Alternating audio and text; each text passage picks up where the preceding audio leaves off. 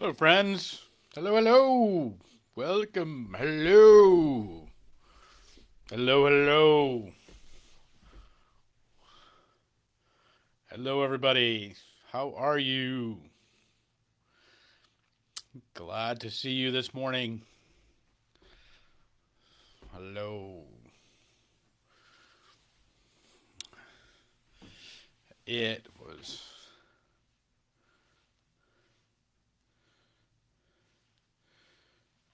Yesterday was garments. What about shoes?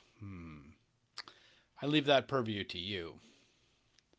But so you've got what 40 minutes to tell me something about get ready for something about shoes. I want to hear about shoes now. Good morning, John. Hey, I hope your dad's doing all right. Let us know. He's been always on my heart all day yesterday. Hope things are going okay.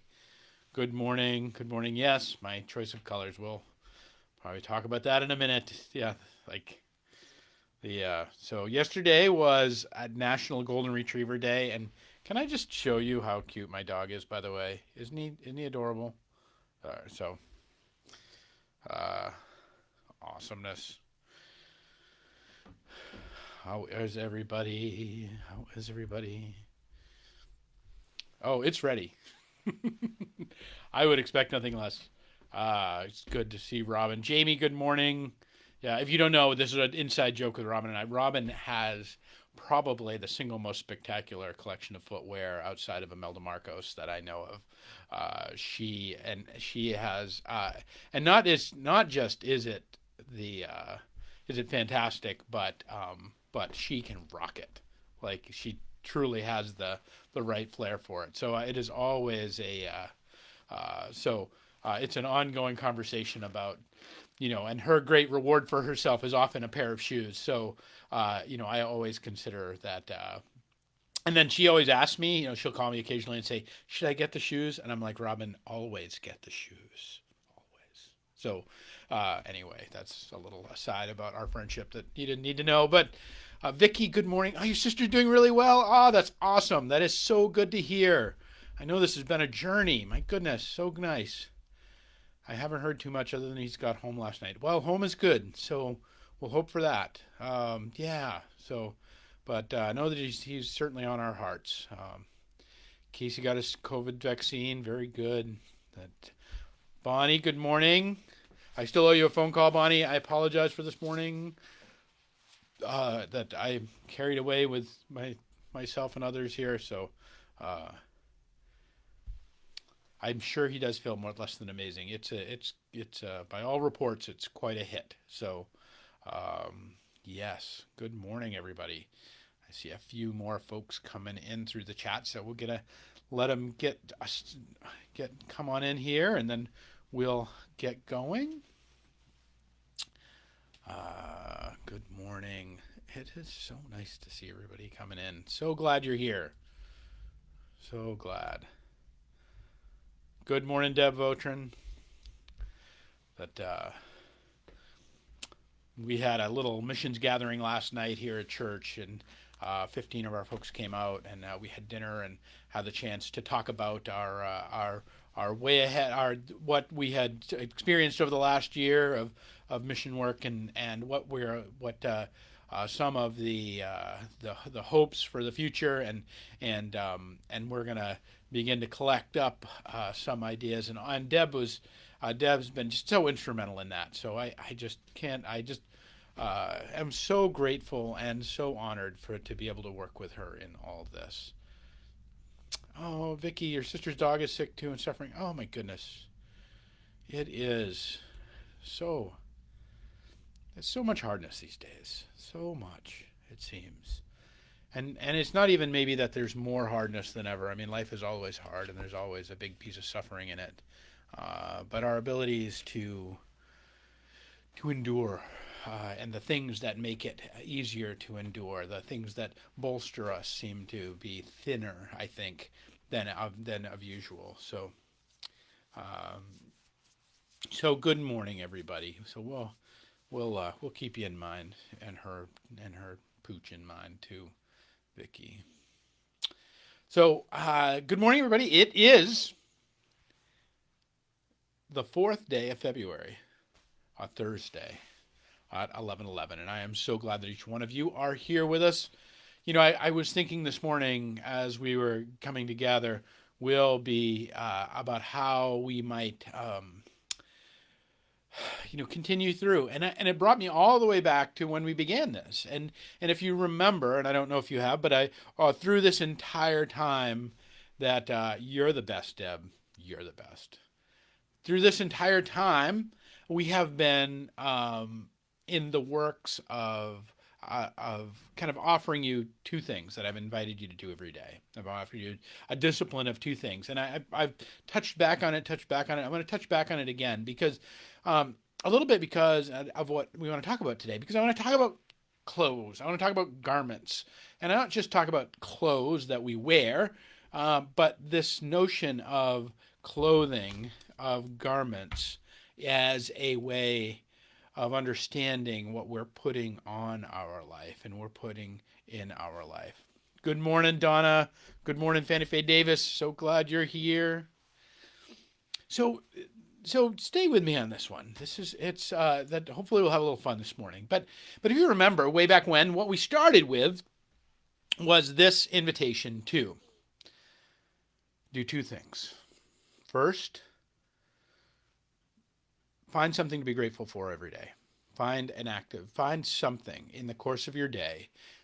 Make a disciplined effort to examine your day and find something for that which I am grateful. And lift that up in celebration and hold on to that a little bit. Every day, step into a little bit of gratitude. The second thing I invited you to do and have continued to invite you to do over nearly these last 11 months now is that we might have a sense of our own ability to reach out to somebody else. And so the second thing is to check on somebody else, is to connect with another person.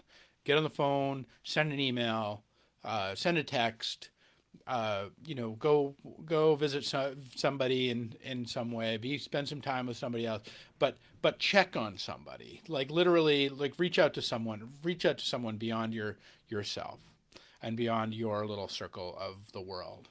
And I believe if we can continue these two disciplines, and they're disciplines. Somebody dressed you funny today. Yeah, well, I dress myself funny today, and I generally do that most days. I cried the day they got rid of Garanimals for adults. I'll tell you what, like Tiger, I can do that. Beyond that, I loved wearing a uniform because it took all the thought out of that. Anyway, sorry, that's an aside, but maybe it's not, because of the sense of these little disciplines that we do are actually what we put on our lives. They're truths, right? They're things that are true. Having a gratitude discipline is just true. Like, there are things we're grateful for. Even in the hardest and worst days, there's something we can be grateful for in the midst of it. And that bringing that in and lifting that up, we know will inform us, will help our lives, will open our lives, will bring goodness and grace and peace and mercy and all the good things of heaven to us. We know this. It's been demonstrated a million times in lives that have lived long before ours and continue to live right now. We know this is true. And at the same time, we also know that caring for another person is the quickest way to care for ourselves. And I'm not saying just, we can give ourselves away, and I'm not talking about that sort of thing. But I'm talking about that when we can, from our own position, be connected to other human beings, that Matthew reality of where two or three are gathered, there am I also. So these are truths that we have, and they're truths. And truths are a lot like clothes. They're a lot like garments. They're a lot like things that we put on ourselves, because, we have a big closet, don't we? We have I think about, myself, the amount of weight I've gained over the past year, the amount of my own ability to care for my physical self and this. I know all the truths. Like I know, that I should go for a walk. Yeah, I should do some push-aways, push away from the table. I should do, I should, I know all the truths to do, the things to do, but they're just kind of lined up in the closet over there in my mind, and they're lined up but when I put them on, they become like living things, don't they? Because I mean, if you see somebody wearing something, rather than a kind of like a what oh yeah, rather than a just a limp piece of cloth, it is something that lives and moves and breathes with a person. And I think this is true. Anyway, I was talking earlier uh, Robin and her shoes, and I think that is very true. That they can be a little lump of leather over in the corner, but if Robin puts them on and walks them through, they're things that they say things. They can make statements. They can tell whole stories. And so we put on these garments. So yeah. So if today turns into a little bit of a fashion show, bear with me. But I love this shirt because it's the fun. To me, it's one of the greatest shirts ever made. Comes from a guy by the name of J.P. Sears. It's that part of his, but it is this. So it's this yoga shirt. That's what it is. I wear it to yoga because it's got the Om symbol on it. This is which is considered the great sound of the universe. That that yogis will say it in practice in this very serious way. The Aum, the ah and the silence being the whole, considered the whole primacy of all the sounds in the universe are contained within that. All kinds of deep stuff to it, and at the same time, and people like to have a little inspirational spirit. So that's mine. Like I'm spiritual as hell. So there you go. That and I love it because it's just a little ego poke and stuff like that.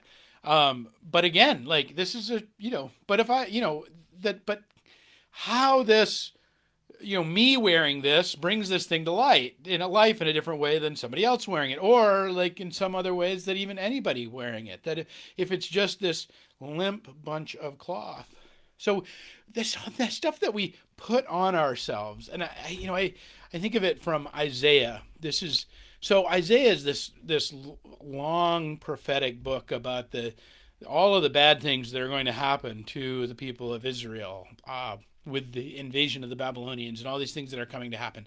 And then right at the end, there's these last 6 chapters. There's 66 chapters long. The last 6 chapters just have this beautiful consolation about how things are going to be okay. And this is from the 61st chapter. It says, I delight greatly in the Lord. My soul rejoices in my God. For he has clothed me with garments of salvation and has arrayed me in a robe of his righteousness.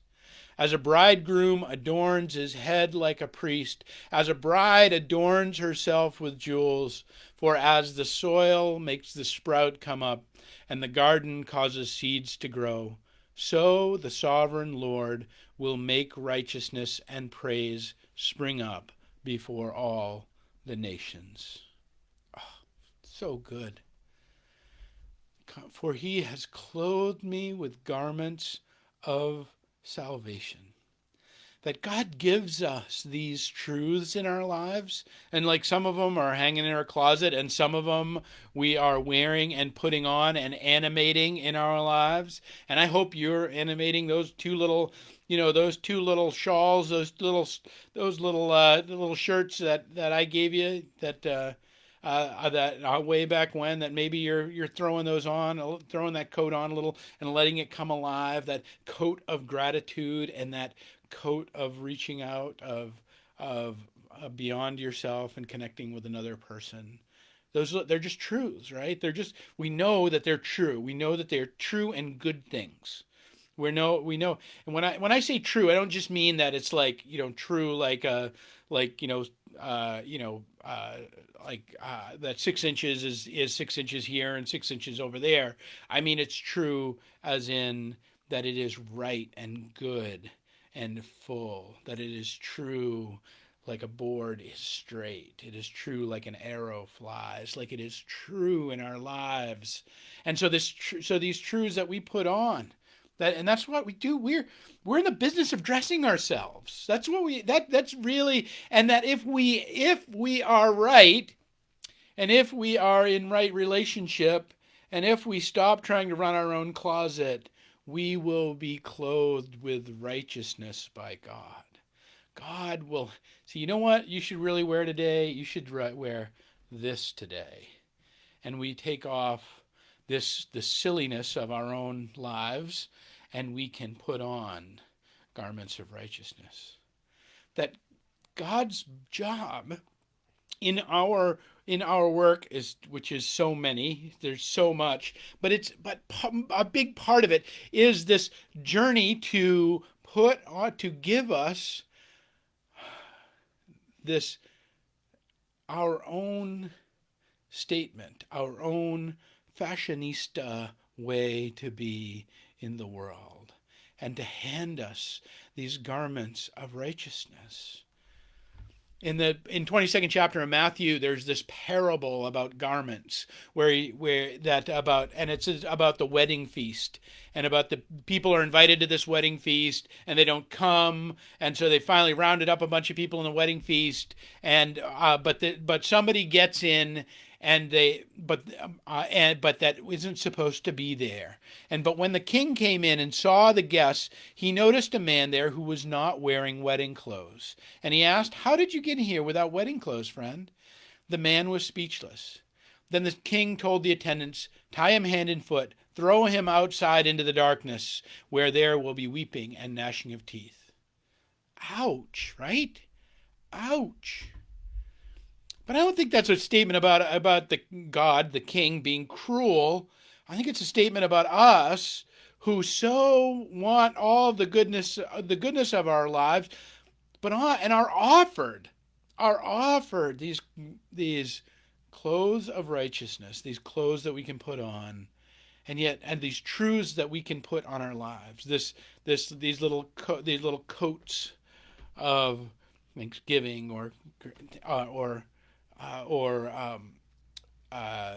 connection, and yet we don't wear them. We don't put them on in our lives. We don't animate them with our being. We don't take them in, but we let them hang up there in the closet and say, "Oh, look, they're very nice. We have a very nice selection." However, that selection never gets worn. And my invitation to you is, and that when we do, we miss out. We miss out on the banquet. We miss out on the grand joy of the wedding of the King that's come to sit with us, that's made a place for us. So that this invitation at all of this talk about garments is this invitation to you, friends, to invite yourself back into your own closet. And those things that you think you should be doing, or the thing bring you life. Not get the should out of the way. That's not a helpful way to think about this. But the things that bring you life.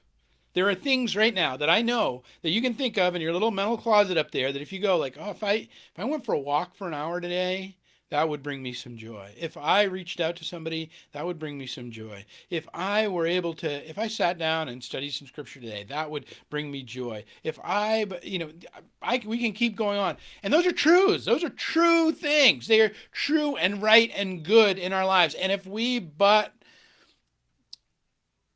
would put them on and let our human self animate those truths, we'll find ourselves sat at the wedding feast in rejoicing. And otherwise, we end up kind of with our nose pressed against the glass, knowing there's goodness in the world, looking in on the feast, but not ever really being able to be the belle of the ball. And so today is really an encouragement That's my whole goal about this, is put on your favorite coat. Put on the most beautiful thing in your closet, the greatest truth that you can imagine, the greatest goodness that is in your being. Put it on and wear the rhinestones. Wear the flashy shoes. Wear the beautiful things of your own life and your own being and your own grace. Dare to be a little outrageous in what you put on in your truths.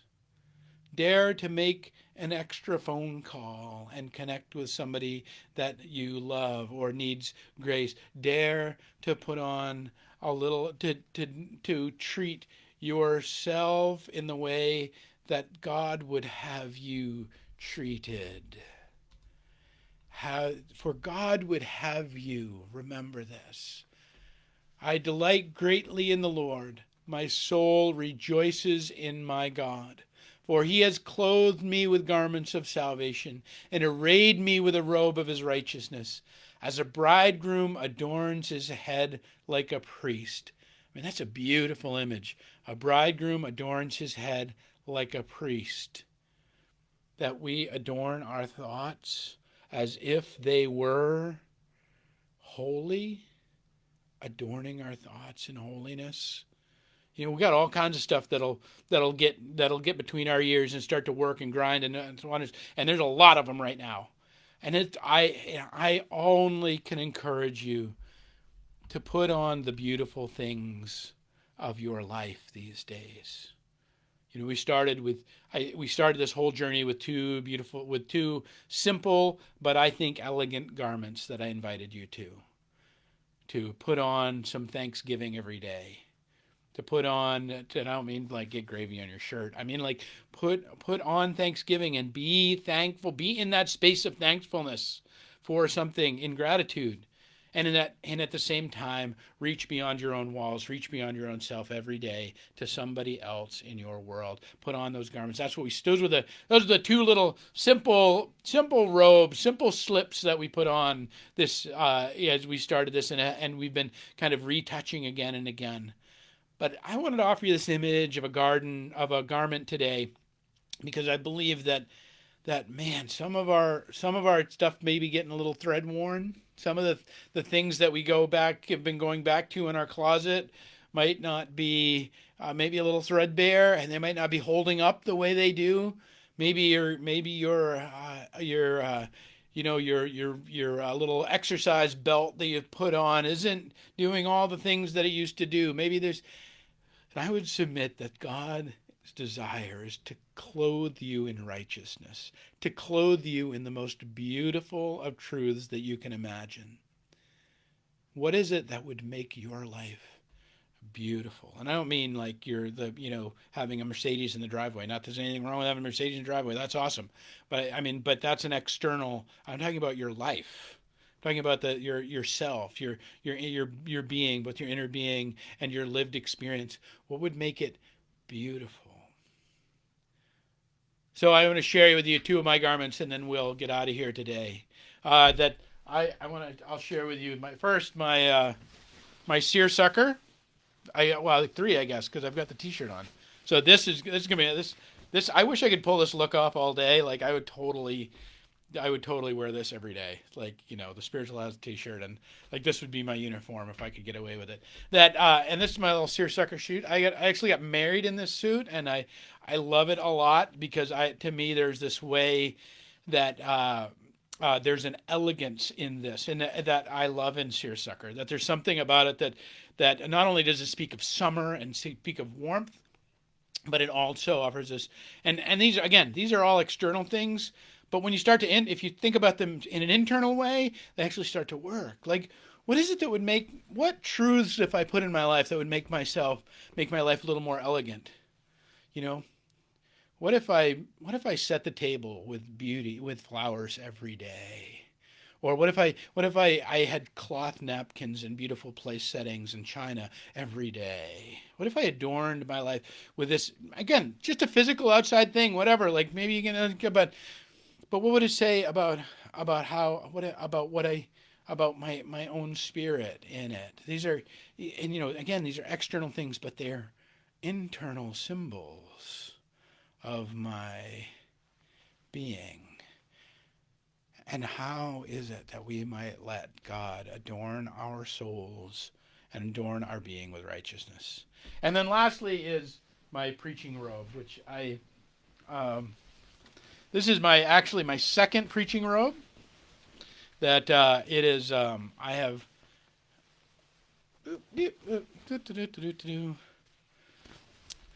but that it,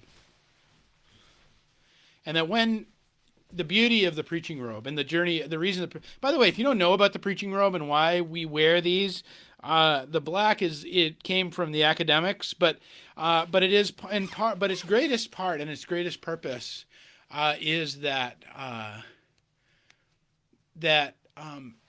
nobody worries about what we're wearing. Nobody worries about what I'm wearing when I'm wearing this. Nobody's wondering like, oh, does he have a T-shirt on under there? Like, I don't. Maybe some of you are, but if you're that bored, I'm probably not doing my job.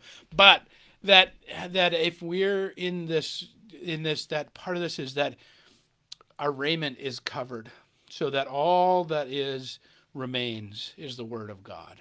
It is why we wear these as we preach. It is part of the symbol of our worship. What is it that you need to take off, friends, that's not working?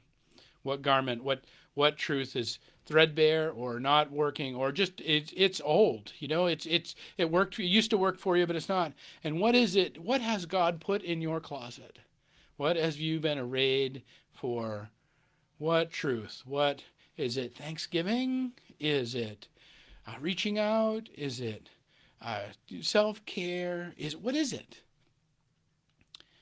But whatever it is, I invite you to put it on. I invite you to wear it these days and wear it splendidly and elegantly.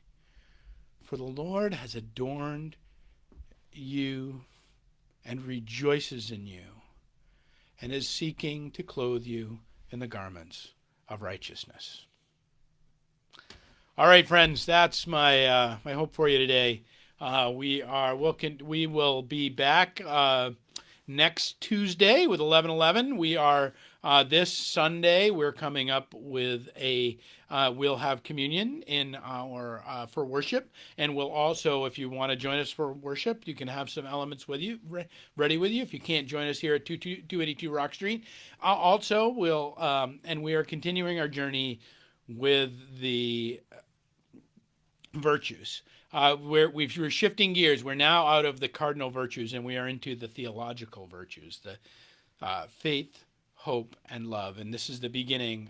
And this week is faith. So I hope you'll join us for worship on Sunday, whether here or on Facebook Live. And thank you again. And put on something beautiful today. Put on something beautiful. That even if you can't inside, if you can't find that garment of truth that you can adorn yourself with, put on something beautiful anyway. And let that external maybe find its way to an internal. All right, friends, peace and grace. Thanks for being here with us.